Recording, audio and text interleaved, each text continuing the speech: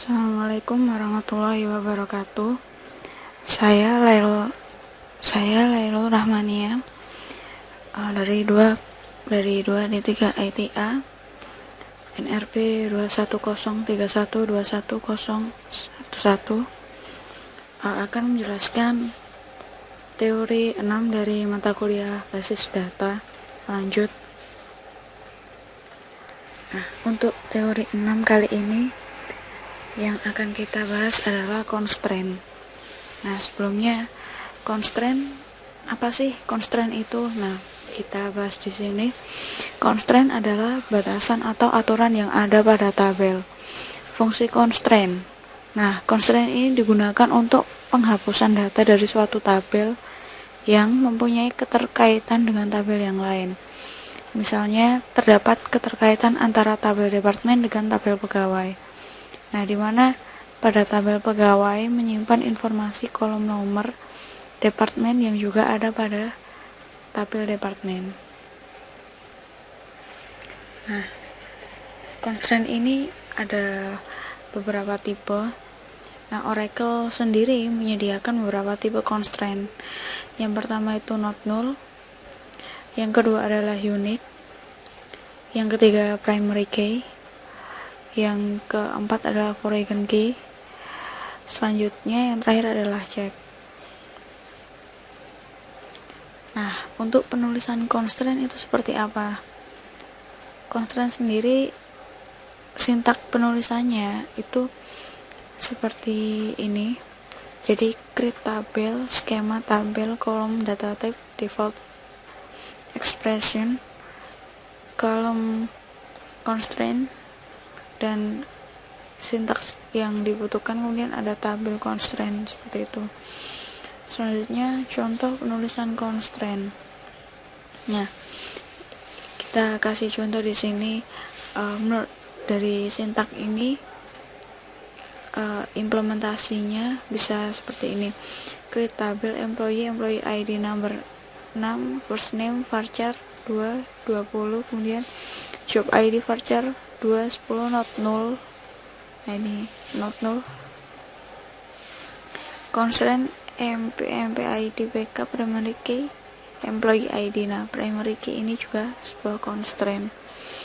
Nah, selanjutnya untuk constraint not null, suatu kolom yang didefinisikan dengan constraint not null tidak boleh berisi nilai nol.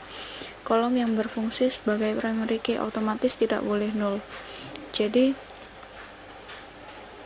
jika sebuah kolom didefinisikan dengan constraint not null, maka harus pada kolom tersebut harus ada nilainya.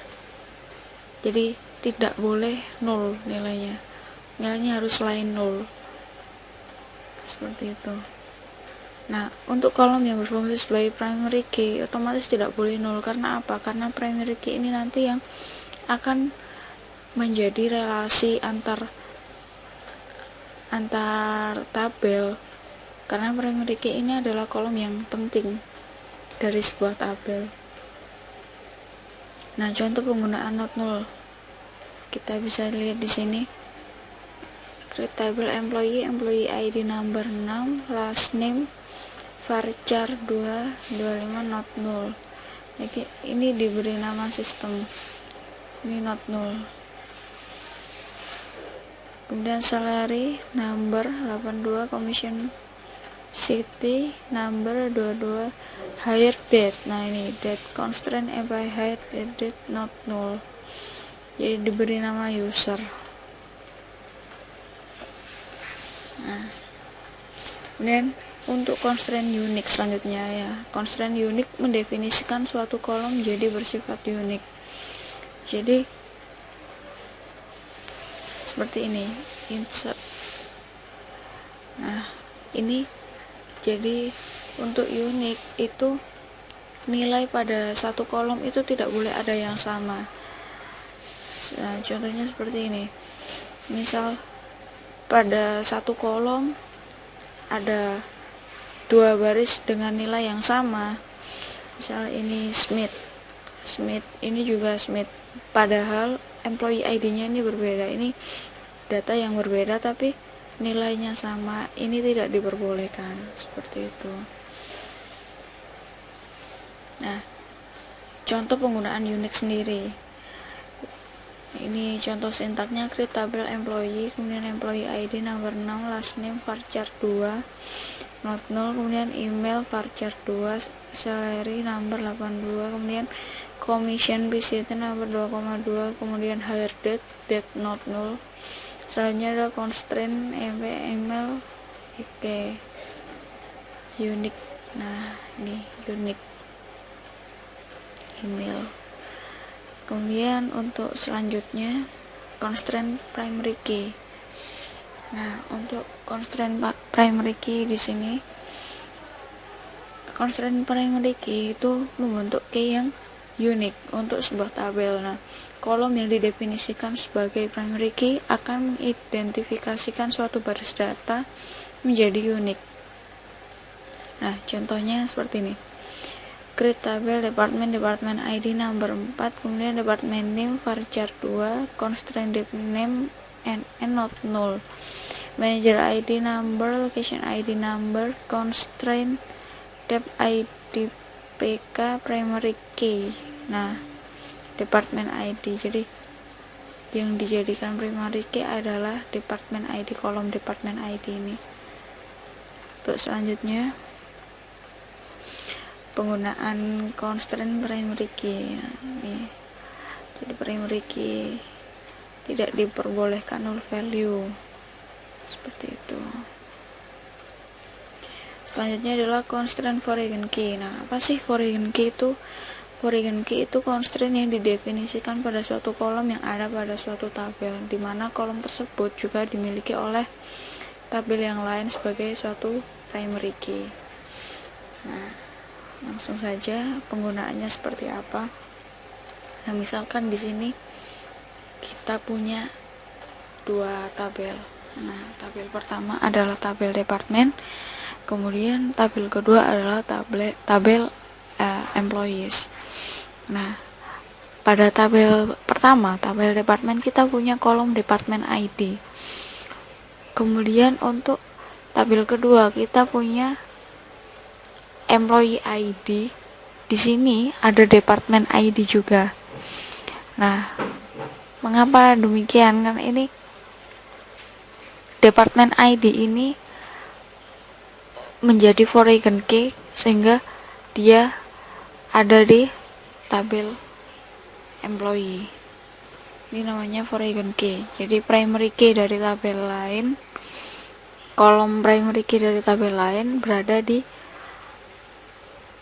tabel jadi satu di sini. Ini foreign key.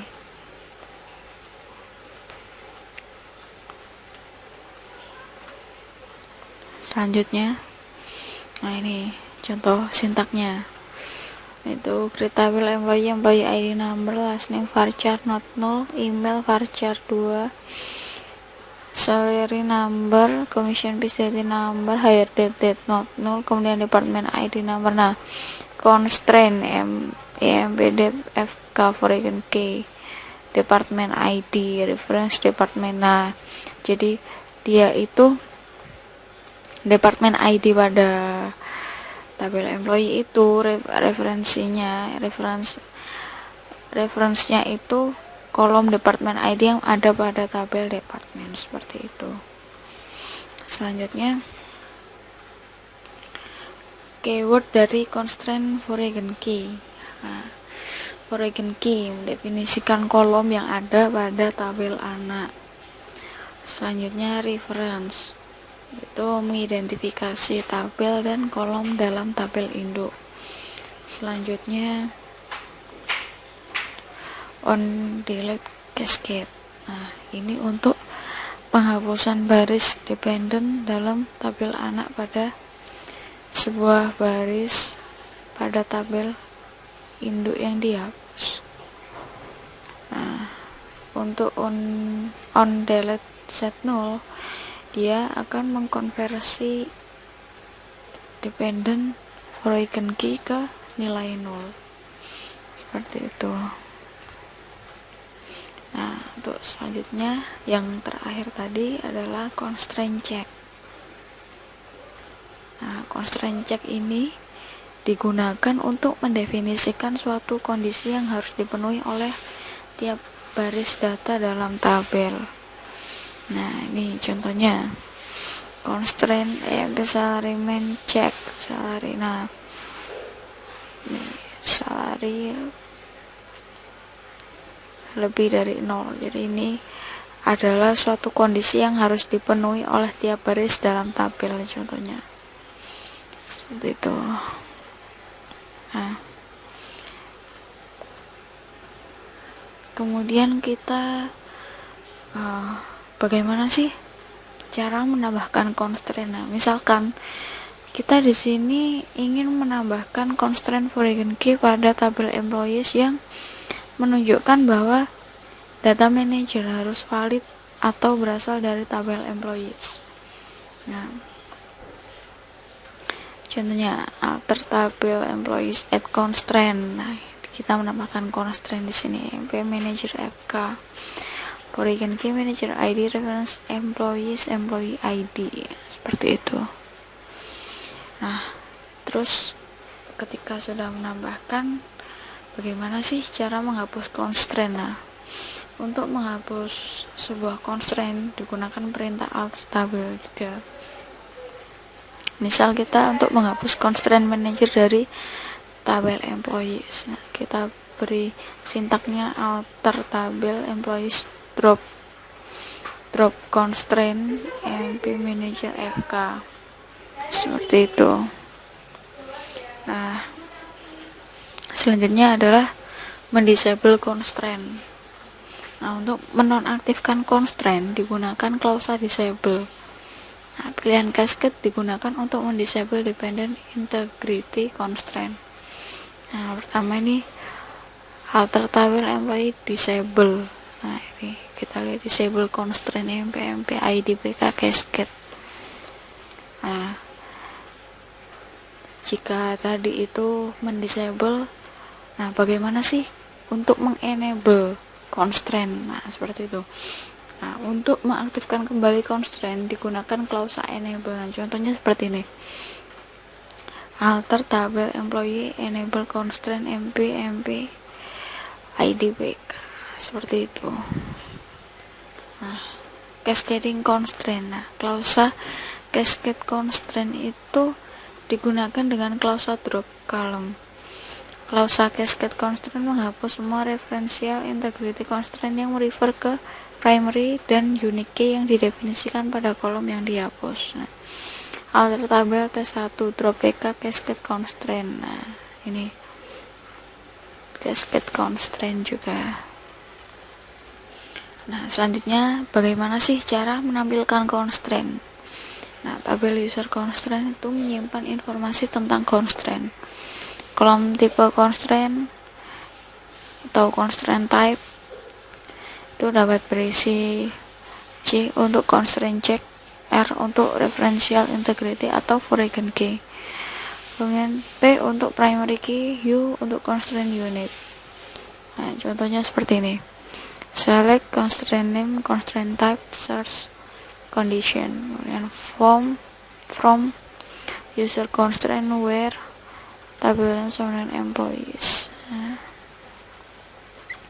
kemudian menampilkan kolom yang berasosiasi dengan suatu constraint. Nah, contoh menampilkan kolom yang berasosiasi dengan suatu nama suatu constraint yang ada pada view user cons column. Nah, seperti ini.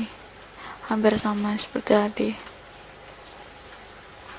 Nah, terima kasih, kurang lebihnya mohon maaf. Assalamualaikum warahmatullahi wabarakatuh.